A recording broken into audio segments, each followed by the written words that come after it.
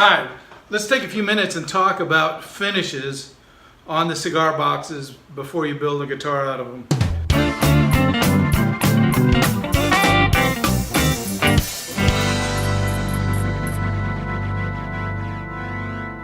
I know by talking to a lot of guys, some guys take a lot of time and put a nice finish on them. Some guys just use them as they get them, no finish, no changes to the outside of the enclosure, which is okay. Whatever you decide you want to do, feel free, go ahead and do it.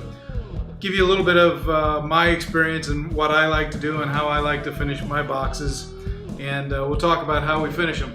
First off, one thing to keep in mind: the cigar boxes that most of us build from, that most of us use, only had one intended application, and that was to hold a bunch of cigars and take them from the factory or the distributor to the retail or to the end consumer and just hold the cigars until they were done. Wasn't expected to be made into a guitar that could last on for years and years or generations and generations. So they really didn't do too much. I'm always surprised that they did as much as they did. I think they really spent a lot of time and usually came up with some pretty nice boxes. But when I get boxes, I'll tell you kind of what I like to do. One of the things that I always look at is, will I use the box or am I going to send it on down the road to somebody else? And if I know I'm going to use the box, I go ahead and get it prepared ahead of time. Here in my shop, I probably have 20 or 30 boxes that are ready to go. And when I say ready to go, I mean I've already put a finish on them because I'm not a guy with a lot of patience, and if I'm going to build a guitar, I'm usually not good at taking 2 or 3 or 4 days or a week to put finish on while I'm trying to build it. So I like to go ahead and get them ready before I even build them. So if I get a box like this one that I thought is really cool, I go ahead and put a finish on it and just set it aside, and then at some point I'll be building something out of it. Typically what I run into, and I'm sure you run into, is a couple of kinds of boxes. There are the all wood boxes. You can see this one is just a natural wood box, all 4 sides, top, bottom. It's all wood, and when it comes from the factory, it has a decent minimal finish on it, but I like to improve upon that. You'll also see a lot of other ones that'll come that'll be just paper. This is a Toronto that's kind of unusual that I really like. I knew that I would want to do something with it. It's got a really large size. It's kind of a nice box. So again, this is one that I went ahead and as soon as I got it, because out of 1,000 boxes I've had or seen, I've only seen 1 or 2 of these. So I know someday I'm going to be building something out of this, so I went ahead and put a finish on it, and I'll talk about that in a moment.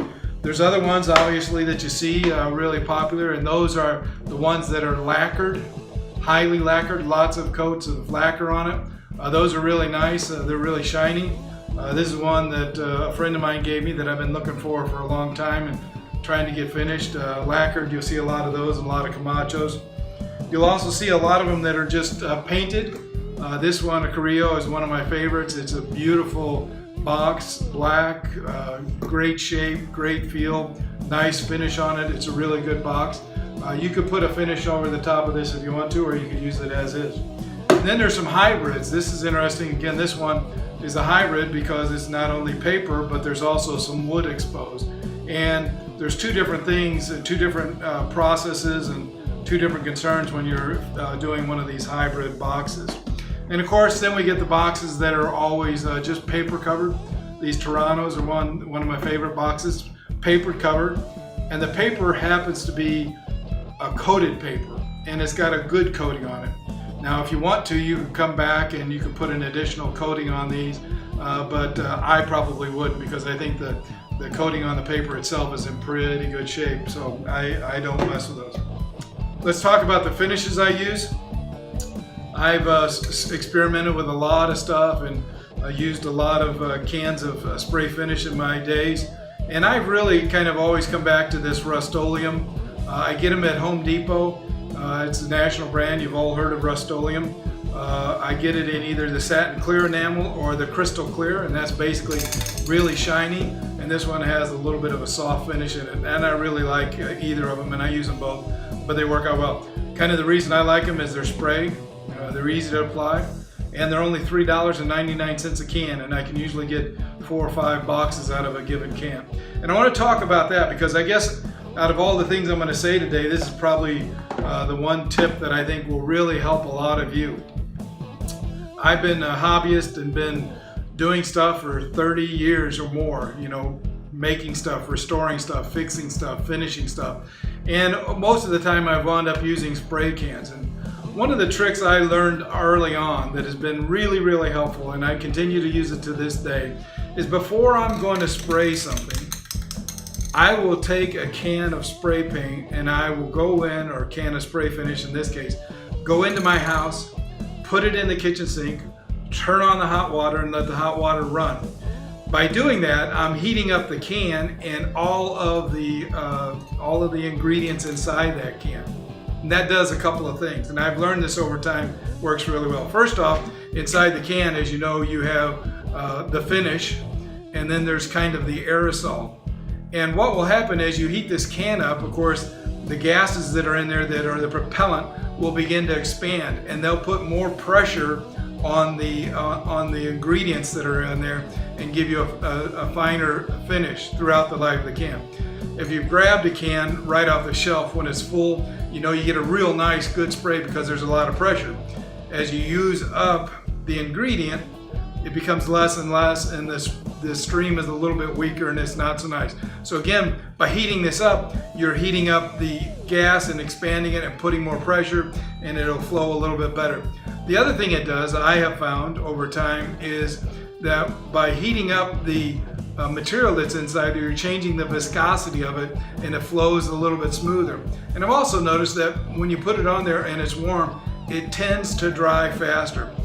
Not a big significant difference, but I have noticed a difference. And so whenever I'm spraying something, I like to heat up the cans, and it makes a big difference.